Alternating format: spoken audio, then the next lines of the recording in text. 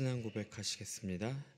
전능하사 천지를 만드신 하나님 아버지를 내가 믿사오며 그 외아들 우리 주 예수 그리스도를 믿사오니 이는 성령으로 잉태하사 동정녀 마리아에게 나시고 본디오 빌라도에게 고난을 받으사 십자가에 못 박혀 죽으시고 장사한 지 사흘 만에 죽은 자 가운데서 다시 살아나시며 하늘에 오르사 전능하신 하나님 우편에 앉아 계시다가 저리로서 산자와 죽은 자를 심판하러 오시리라.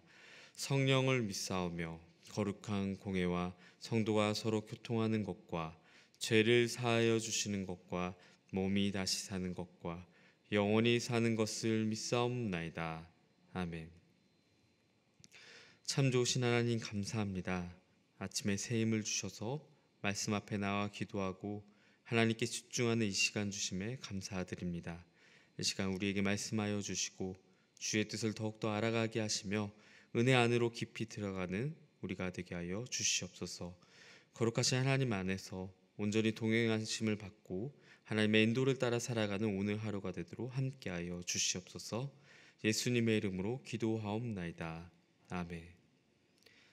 찬송가 400장입니다.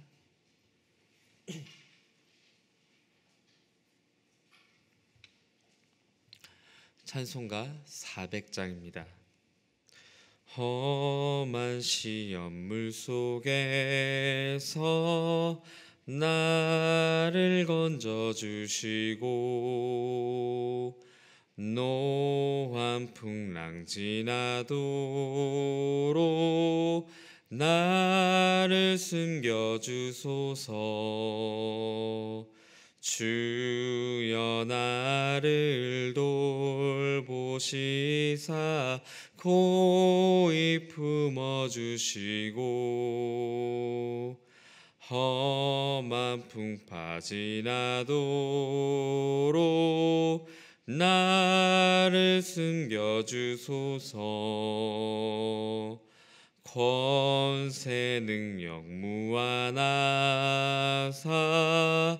모든 시험 이기고 풍랑까지 다스리는 주님 앞에 비오니 주여 나를 돌보시사 고이 품어주시고 험한 풍파 지나도록 나를 숨겨주소서. 죄악 길에 빠지니 모 캄캄한 데 매며 부르짖는 나의 원 들으소서. 내 주여 주여 나를 돌보시사 고이 품어주시고 험한 풍파 지나도록 나를 숨겨주소서. 아멘.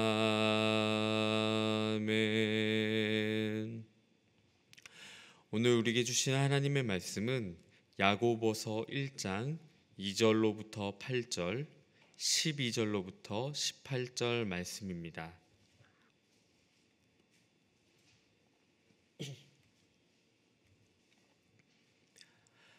야고보서 1장 2절로부터 8절, 12절로부터 18절 말씀입니다. 내 형제들아, 너희가 여러 가지 시험을 당하거든 온전히 기쁘게 여기라. 이는 너희 믿음의 시련이 인내를 만들어내는 줄 너희가 알미라. 인내를 온전히 이루라. 이는 너희로 온전하고 구비하여 조금도 부족함이 없게 하려 함이라. 너희 중에 누구든지 지혜가 부족하거든 모든 사람에게 후히 주시고 꾸짖지 아니하시는 하나님께 구하라. 그리하면 주시리라. 오직 믿음으로 구하고 조금도 의심하지 말라. 의심하는 자는 마치 바람에 밀려 요동하는 바다 물결 같으니 이런 사람은 무엇이든지 주께 얻기를 생각하지 말라. 두 마음을 품어 모든 일에 정함이 없는 자로다. 12절입니다. 시험을 참는 자는 복이 있나니 이는 시련을 견디어낸 자가 주께서 자기를 사랑하는 자들에게 약속하신 생명의 면류관을 얻을 것이기 때문이라. 사람이 시험을 받을 때에 내가 하나님께 시험을 받는다 하지 말지니 하나님은 악에게 시험을 받지도 아니하시고 친히 아무도 시험하지 아니하시느니라. 오직 각 사람이 시험을 받는 것은 자기 욕심에 끌려 미혹됨이니 욕심이 잉태한즉 죄를 낳고 죄가 장성한즉 사망을 낳느니라. 내 사랑하는 형제들아 속지 말라. 온갖 좋은 은사와 온전한 선물이 다 위로부터 빛들의 아버지께로부터 내려오나니 그는 변함도 없으시고 회전하는 그림자도 없으시니라. 그가 그 피조물 중에 우리로 한 첫 열매가 되게 하시려고 자기의 뜻을 따라 진리의 말씀으로 우리를 낳으셨느니라. 아멘. 성경에서 보통 시험이라는 단어를 사용할 때에 세 가지 의미로 사용합니다. 첫째는 시험은 테스트로 하나님께서 그의 백성의 믿음을 시험하실 때에 이 단어를 사용합니다. 예를 들어 창세기에서 하나님은 아브라함에게 그의 외아들인 이삭을 바치라 하셨는데 이때 창세기 22장 1절에 보면 하나님이 아브라함을 시험하시려고 부르셨다라고 말씀하고 있죠. 이처럼 성경에서의 시험은 하나님의 그의 백성을 향한 시험 테스트가 있습니다. 두 번째로 성경에서의 시험은 유혹의 의미를 담고 있기도 합니다. 예수님께서 마귀에게 시험을 받으셨다라고 나온 구절은 마귀에게 유혹을 받으셨다라는 것으로 이해할 수 있는 것이죠. 세 번째로 성경에서의 시험은 시련이나 고난을 의미할 때도 있습니다. 고난과 어려움을 많이 겪는 성도들에게 시험이 많다, 시련이 많다라고 말씀하기도 하죠. 이렇게 우리가 자주 부르는 세상의 유혹 시험이 내게 물려올 때라는 찬양의 가사에서 이 시험은 세상에서의 우리가 경험하는 고난과 어려움을 말한다라고 이해할 수 있는 것이죠. 정리하자면 성경에서의 시험은 테스트일 때가 있고 또 템테이션, 유혹일 때가 있고 또 성도에게 있는 시련일 때가 있다라는 것이죠. 그렇다면 오늘 야고보서에서 나타나는 이 시험은 어떤 범주에 해당하는 그런 단어일까요? 이 야고보서에서는 이 세 가지 범주의 시험이 다양하게 사용되곤 합니다. 야고보서 1장 13절 14절에서는 사람이 시험을 받을 때에 내가 하나님께 시험을 받는다 하지 말지니 하나님은 악에게 시험을 받지도 아니하시고 친히 아무도 시험하지 아니하시느니라. 오직 각 사람이 시험을 받는 것은 자기 욕심에 끌려 미혹됨이니라고 나와 있죠. 여기서의 시험은 당연히 유혹을 말하는 것이겠죠. 하나님이 시험하시는 것이 아니라 사람이 자기 욕심에 이끌려서 유혹되어서 끌려간다라는 것이기 때문에 여기서의 시험은 유혹이다라고 이해할 수 있는 것이죠. 또한 야고보서 1장 12절에 보면 이렇게 나와 있습니다. 시험을 참는 자는 복이 있나니 이는 시련을 견디어낸 자가 주께서 자기를 사랑하는 자들에게 약속하신 생명의 면류관을 얻을 것이기 때문이라. 이렇게 말씀하고 있는데요. 여기서의 시험은 당연히 시련이나 고난을 말하는 것이라 이해할 수 있습니다. 그러니까 야고보서에서 시험이라는 단어가 나올 때 그 단어는 단 하나에 제한돼서 사용하고 있지 않다라는 것을 우리는 알 수가 있습니다. 이렇게 사람은 살아가면서 다양한 시험에 노출되곤 합니다. 하나님께로 온 것이든지 아니면 마귀의 유혹이든지 아니면 사람의 욕심에 끌린 유혹이든지 다양한 시험을 만난다라는 것이죠. 야고보서는 이런 시험에 대해서 우리가 어떻게 마주대해야 할지 탁월하게 설명해 주는 책이라 할 수 있습니다. 사람은 과연 어떻게 시험에 임해야 하는 것일까요? 사람이 살아가면서 경험할 수 있는 다양한 시험에서 야고보는 성도들에게 어떤 자세를 가지기 원하는 것일까요? 오늘 말씀 야고보서는 이렇게 말합니다. 형제들아, 너희가 여러 가지 시험을 당하거든 온전히 기쁘게 여기라라고 말씀하고 있죠.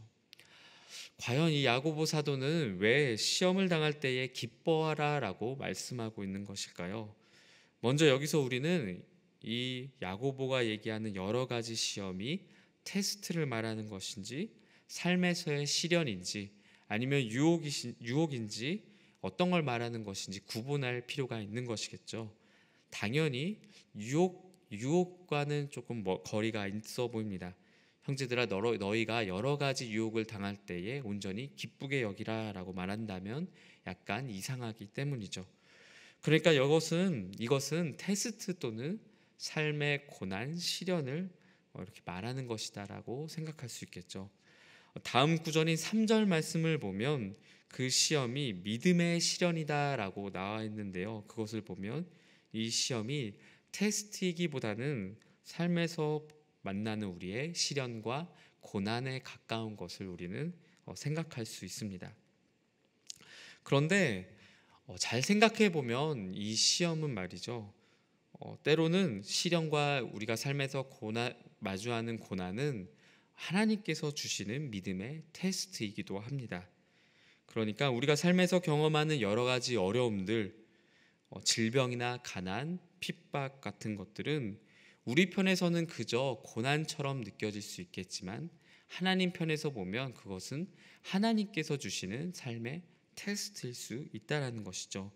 하나님께서 우리의 믿음을 보시고자 하는 테스트일 수가 있다라는 것입니다. 바로 욥의 고난처럼 말입니다.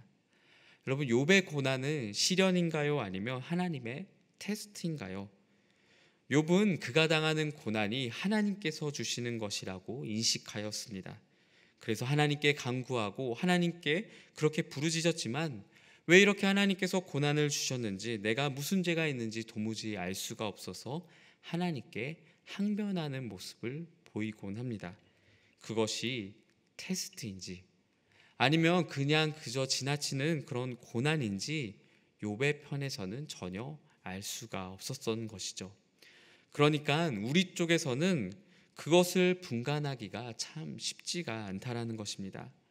오늘 우리가 아침에 출근하면서 놓치는 버스가, 그 버스를 놓치는 그 일이 고난인지, 아니면 직장에서 나를 유난히 괴롭히는 그 사람이, 또는 건강과 우리의 연약함의 문제가 그저 어쩌다 생긴 시련인지 아니면 하나님께서 주시는 테스트인지 우리는 알 수가 없다라는 것이죠. 그리고 굳이 그것을 가려낼 필요도 없습니다. 그러니까 2절 말씀에서 왜 믿음의 시련이라는 표현을 사용했는지 우리는 이해할 수 있습니다. 어떤 이에게는 그것이, 그 시험이 시련일 때가 있는 것이고 어떤 이에게는 그 시험이 믿음의 테스트일 때가 있기 때문인 것입니다. 여기서 우리는 한 가지 중요한 것을 이해해야 합니다. 우리는 우리에게 시험이 다가올 때에 그것이 하나님께로부터 온 것인지 아니면 사단이 주는 것인지 그 어떤 연유로 생긴 것인지 꼭 구분하려고 애를 쓸 필요가 없다라는 것입니다. 이것이 시련인지 믿음의 테스트인지 유혹인지 구분하는 것보다 중요한 것은 우리가 그것을 어떻게 받아들이는가가 가장 중요하다라는 것입니다. 그래서 야고보 사도도 그렇게 얘기하는 것입니다. 시험을 당하거든 온전히 기쁘게 여기라라고 말씀하고 있다라는 것입니다. 시험인지 무엇인지 그 어떤 연유로 내게 있는 것인지 따지는 것보다 그것을 받아들이는 우리의 태도가 중요하고 그 자세에서는 기뻐하고 담담히 받아들임이 필요함을 야고보 사도가 말씀하고 있다라는 것입니다. 그런데 여기서 바로 두 번째 문제가 우리에게 발생합니다. 그것은 무엇이냐면 우리가 마주대하는 기쁘게 마주대하는 그런 마음의 상태가 과연 가능한가라는 것이죠. 과연 우리는 시련을 당할 때에, 테스트를 받을 때에, 어떤 유혹이 있을 때 그것을 기뻐할 수 있을까요? 여러분은 정말 고난과 어려움 앞에서 담담하게 그것을 기뻐함으로 받아들일 수 있으시겠습니까? 우리가 정말 고난과 시련 앞에서 기뻐할 수 과연 있을까요? 참 쉽지 않다라는 것입니다. 대단한 신앙의 위인이든지 아니면 예수님의 제자든지 또는 성경에서 또는 삶에서 보이는 성인과 같은 수준이면 몰라도 우리 편에서는 시련과 고난 앞에서 담담하게 그것을 기쁘게 받아들이는 것이라는 것은 참 쉽지 않다라는 것을 보게 됩니다. 물론 우리도 어떨 때는 담담하게 그것을 받아들이기도 합니다. 우리도 시련에 대해서 괜찮다고도 하고 담담하게 그것을 지나쳐 가기도 합니다. 하지만 그것이 가능한 것은요, 그것을 이겨낼 수 있는 크기의 시련이기 때문이겠죠. 우리가 시련에서도 괜찮다고 말할 수 있고 담담하게 그 큰 어려움을 이겨낼 수 있는 것은 어쩌면 감당할 수 있는 크기의 어려움이 찾아오기 때문이지 않을까 싶습니다. 정말 우리 삶에서 크나큰 어려움이 찾아올 때에 우리도 기뻐하면서 그것을 감내할 수 있을까요? 자녀가 질병으로 크게 아프고 가장인 남편이 실직을 하고 대학에서 실패할 때에 그것도 우리가 웃으면서 쉽게 그것을 넘길 수가 있을까요? 그렇지 않다라는 것이죠. 만약 우리가 아무렇지 않은 듯하게 그것을 받아들인다면 그것은 오히려 인간적이지도 못하고 또 나 자신을 속이는 것이라고 느껴질 수도 있을 것입니다. 그러니까 우리가 시련에 대해서 아파하고 가정에 닥친 환난과 어려움에 대해서 흔들리는 것은 정말 당연하다라고 생각이 듭니다. 하지만 그럼에도 어쩌면 우리 그리스도인들은 참는 데에 너무 익숙해져 있지 않은가 싶습니다. 우리 믿음의 사람들은 너무나도 잘 참습니다. 하나님께 따지고 하나님께 질문하고 하나님께 이렇게 어렵다고 부르짖고 싶지만 하나님께 혼날까봐 또는 하나님께 바짓자락이라도 붙잡고 참아야 된다라는 생각에 우리는 시련 앞에서 억지로 기뻐하고 또 억지로 나의 마음을 하나님께 올려드리는 그런 어려움과 가슴 아픈 상황들이 있지 않나 싶습니다. 왜 하나님은 이렇게 어려워하고 힘들어하는 우리에게 시련을 당할 때에 당연한 듯이 기뻐하라고 말씀하시는 것일까요? 시련에는 아플 수밖에 없는데도 왜 이렇게 힘든 것 가운데서 우리가 하나님 앞에 나아가야 하는 것일까요? 야고보 사도는 3절 말씀에 이렇게 말씀합니다. 이는 너희의 믿음의 시련이 인내를 만들어내는 줄 너희가 알미라 라고 말씀하고 있죠. 왜냐하면 너희가 당하는 시련이 우리가 삶에서 경험하는 여러 가지 낙담과 어려움이 우리에게 인내라는 성품에 이르도록 만들어주기 때문에 담담히 기뻐하라라고 말씀하고 있다는 것이죠. 여기서 인내라고 하는 것은 단순히 오래 참는 그 수준을 말하는 것이 아닙니다. 하나님이 보실까봐 또 시험을 잘 견뎌내서 상급을 받으려고 그렇게 억지로 참아내는 것을 그런 유의 것을 말씀하는 것이 결코 아닙니다. 야고보가 말하고자 하는 인내는 그리스도인이 고난을 통해서 이루게 되는 성숙한 인격이 바로 인내라는 것을 말씀하고 있는 것이죠. 여기서 믿음의 시련이라는 단어를 말씀할 때에 이 시련은 도미키온이라고 해서 다시 말씀하겠습니다. 여기서의 시련은 도키미온이라고 해서 불순물을 제거할 때 쓰는 단어를 말씀하는 것입니다. 불로 금을 재련할 때에 뜨거운 불로 쇠를 녹여서 불순물은 제거하고 순금으로 만들어내는 과정이 바로 도키미온이라는 단어이죠. 다른 말로 하면 연단이라는 단어와 같다라고 볼 수 있습니다. 그러니까 너희 믿음의 연단이 인내를 만들어내는 줄 알미라라고 이해할 수 있는 것이죠. 하나님께서 우리에게 베푸시는 연단의 과정을 통해서 우리 안에 불순물을 제거하시고 또한 우리의 잘못된 습관을 고쳐서 하나님은 우리가 하나님께만 집중하시도록 이끄신다라는 말씀이라는 거죠. 바로 나의 자아와 나의 고집과 같은 불순물들을 제거해 주시고 또 온전히 하나님께만 집중하여서 금과 같은 성품으로 나아갈 수 있도록 하나님이 연단의 과정의 시간들을, 그래서 믿음의 연단은 우리 앞에 준비해 두고 계시다라는 말씀이라는 것입니다. 사랑하는 성도 여러분, 그렇습니다. 때론 시련과 고난은 우리를 성숙하게 만듭니다. 시련을 통해서 나의 모난 면을 발견하기도 하고요, 나의 고집과 목적만을 위해서 달려갔던 모습을 돌이키기도 합니다. 그제서야 함께하는, 나와 함께하고 나와 함께 수고했던 이들의 그런 상처 또한 발견할 수 있게 되고요, 최종적으로는 하나님이 진정 모든 것의 주인이라는 사실을 인정하고 하나님 앞에 엎드려지게 됩니다. 그렇기 때문에 고난이 나의 유익이다라고 말씀하곤 하지 않습니까? 우리 자신은 참 모나고 또 불순물 같은 모습이 많습니다. 사소한 것에 욕심을 부리고 내가 틀렸다고 한 것을 인정하는 것을 참 싫어합니다. 고집 부리고요, 또 작은 것 하나하나에 일희일비하는 우리의 모습이 있습니다. 불평하고 원망을 일삼는 우리 삶의 모습이 있다라는 것이죠. 그런데 시련과 고난을 지나가다 보면요, 이런 것들이 조금씩 깎여서 하나님 앞에서 인내라는 성품으로, 하나님 앞에서 성숙된 인격으로 나아갈 수 있게 된다라는 것입니다. 그냥 시련이 그것을 가능하게 만드는 것은 아닙니다. 믿음의 시련, 믿음의 연단일 때가 그렇다라는 것이죠. 내가 지금 처한 것들이 하나님께서 집중케 하시는, 하나님만 바라보게 하시는 시간이라는 것을 알고 인식하고 그 시련과 고난 앞에 나아갈 때에 이런 것들이 가능케 된다라는 것입니다. 성경에서 수많은 성경의 인물들이 이러한 삶을 살아갔습니다. 다윗도 그랬고 모세도 그랬고 야곱도 그랬습니다. 다윗은 사울을 피해서 도피했던 광야에서, 모세는 살인을 하고 피했던 미디안 광야에서 시험과 시련을 경험했습니다. 그들은 모두 이런 시간들을 통해서 하나님과 함께하고 하나님을 구하고 하나님과 동행하는 그 연단의 시간을 가졌다라는 것입니다.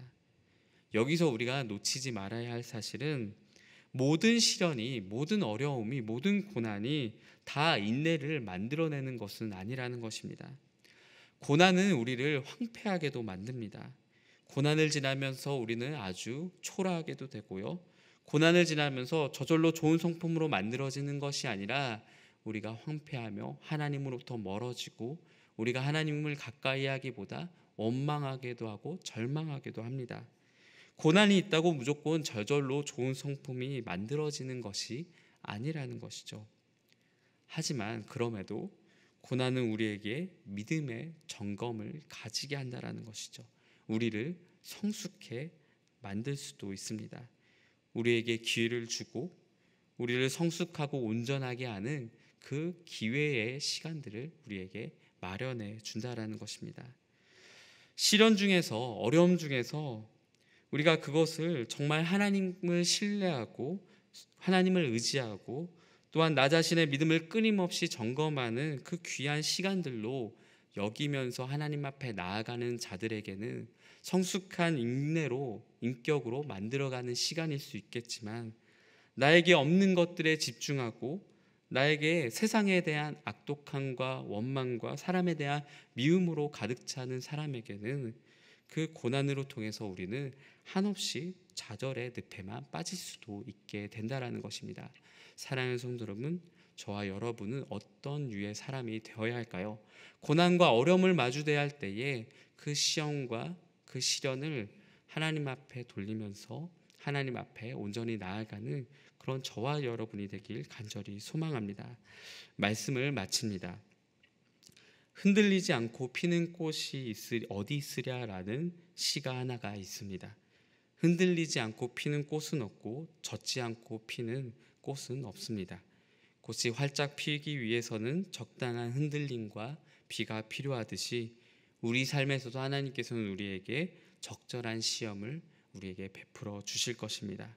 지금 있는 어려움을 어떻게 감당할지 야고보는 담담하게 기쁨으로 또 하나님을 의지함으로 이 시험과 어려움을 감내하기를 우리에게 권면하고 있습니다. 이 모든 우리에게 있는 시험을 통해서 주가 바라시는 성숙하고 온전한 인격으로 나아가는 저와 여러분이 되길 간절히 소망하겠습니다. 기도하겠습니다. 참 좋으신 하나님, 오늘 말씀을 통해 하나님의 시험과 그것을 통해서 우리를 성숙케 하심을 알게 하시니 참으로 감사드립니다. 하나님, 우리에게 마주대하는 수많은 어려움과 시험 앞에서 그것을 온전히 감당하며 하나님을 의지하며 나아가는 우리 모든 성도 될 수 있도록 붙들어 주시옵소서. 주만 의지하오니 이겨낼 힘과 용기를 주시고 감당할 수 있는 시험만 허락하여 주시옵소서. 그럼에도 불구하고 삶에서 마주대하는 여러 가지 어려움 때문에 주님 앞에 두 손 들고 나아오며 기도하는 주의 귀한 성도들이 있습니다. 삶의 문제, 연약함의 문제, 어려움의 문제 주님께서 세밀하게 붙들어 주시고 도우시며 온전하게 이끌어 주시옵소서. 특별히 담임 목사님 영육을 강건케 하시며 일상 가운 중에 배대교를 통하여 많은 영혼이 더욱더 하나님 앞에 인도되도록 붙들어 주시옵소서. 오늘도 하나님께서 온전히 동행하시며 이끌어 주실 것들을 믿사오며 예수님의 이름으로 기도하옵나이다. 아멘.